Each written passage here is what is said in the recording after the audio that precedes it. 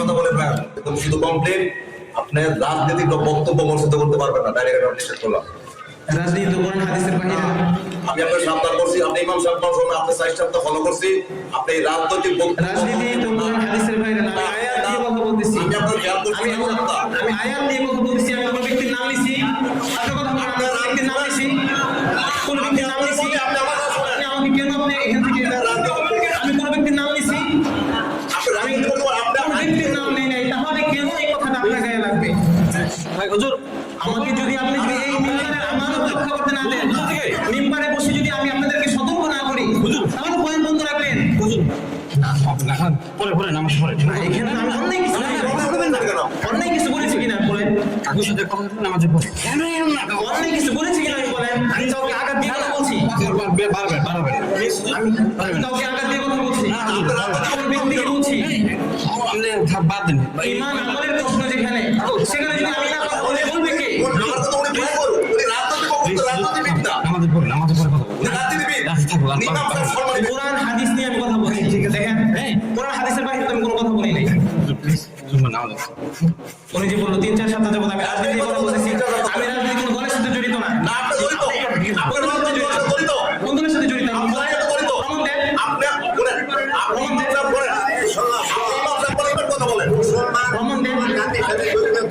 মুসলমানদের ঈমান আমলের প্রশ্ন যেখানে, সেখানে আমি কথা বলে অপরাধ যদি হয় না। সুহেল ভাই দেখেন, এখানে আপনি আমাকে বোঝানোর কিছু নাই। আমার সমস্ত আলোচনা রেকর্ড আছে, সমস্ত আলোচনা আমার রেকর্ড আছে, সমস্ত আলোচনা আমার রেকর্ড আছে। আপনারা সমস্ত আলোচনা আমার রেকর্ড আছে, দেখেন, সমস্ত আলোচনা আমার রেকর্ড আছে। যার সামনে না আপনারা বসেন, আমি আলোচনা শুনে উনি যেভাবে আমাকে হুমকি দিল, এটা সম্পূর্ণ অপরাধ না, সম্পূর্ণ অপরাধ হয়েছে, সম্পূর্ণ আমার আলোচনা রেকর্ড আছে।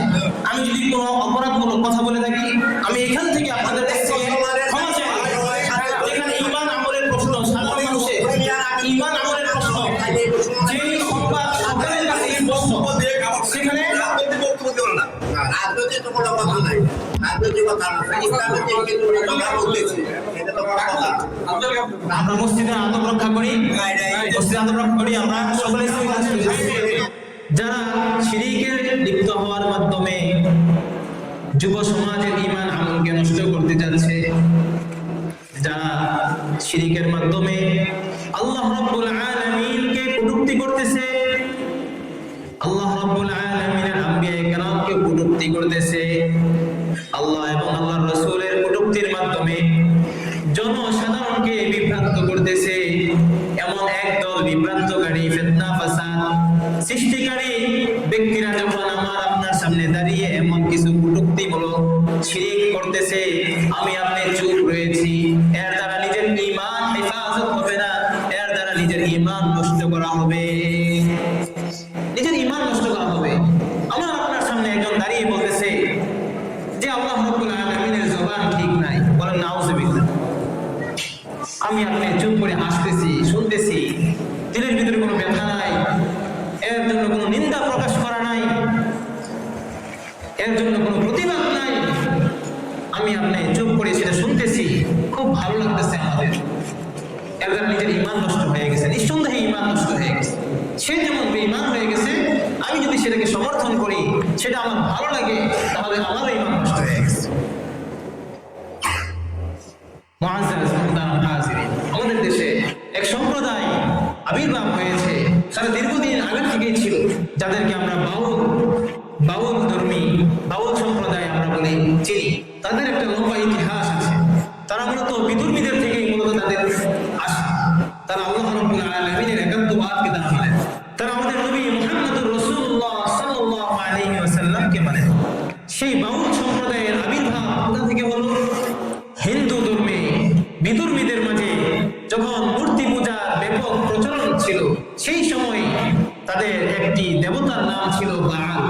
সেই বাআল দেবতার তারা পূজা করত এবং সেই বাআল দেবতাকে তারা নিজেদের হেফাজতের কারণ মনে করত। তারা তাদের জীবন, জান, মাল সব কিছু রক্ষণাবেক্ষণকারী সেই দেবতাকে তারা মনে করত। সেই বাআলের যখন তারা উপাসনা করত, পূজা করত, এক পর্যায়ে সেই বাআল দেবতার উপাসনা এমন ব্যাপক লাভ করেছে, ব্যাপক লাভ করতে করতে সেটা আমাদের দেশে সেই দেশ স্বাধীন হওয়ার আগে আমাদের পূর্বপুরুষদের জামানায় সেটা আমাদের দেশে ব্যাপক বিস্তার লাভ করছে। সেই বাল দেবতার উপাসনা করা এটা ব্যাপক হয়ে গিয়েছে। যখন আকাবির আমাদের বুজুর্গানে দিন উলামায়ে কেরাম উলামায়ে দেওবন্দ যখন আমাদের দেশে পা রেখেছেন, আস্তে আস্তে তাদেরকে প্রতিহত করা হয়েছে, তাদেরকে বোঝানো হয়েছে। অনেকেই তারা ফিরে এসেছে, অনেকেই তারা দেশ ত্যাগ করে চলে গেছে। এভাবে তাদের আস্তে আস্তে তারা শেষ হয়ে গিয়েছে।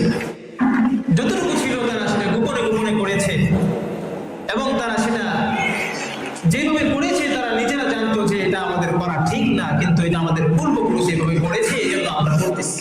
কিন্তু তারা সাধারণ মানুষের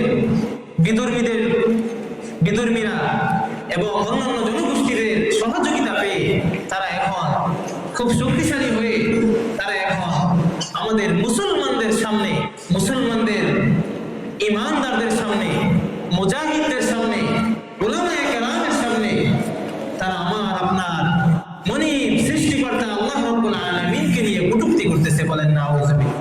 বড় আফসোস হয় যখন এই কটূক্তি হয়েছে, তখন তাদের উপর ইমানদার মুসলমান তারা তাদের আবেগ, তারা তাদের ভালোবাসা, ইশক মুহাব্বত তারা ধরে রাখতে পারে নাই।